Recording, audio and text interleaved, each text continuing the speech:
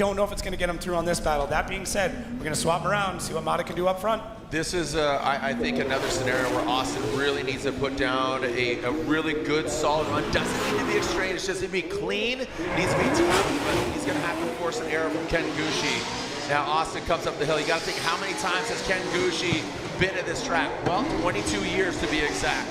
As Austin brings it in, there's Gucci. He is lurking in the shadows, bathing in the smoke, getting a little bit of a sauna from the heat on the street.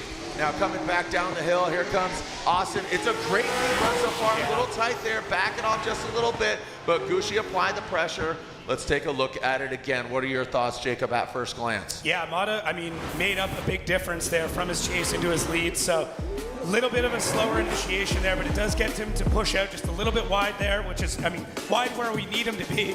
As he starts to get up the hill, goes kind of wide there through the second outside zone, and Ken Gucci now in the hunt as we come through the keyhole. Mata does set up Gucci for a really good chase, although a little bit slower, really cooking the tires through the touch and go. Now Mata lights off, really starts to push the pace.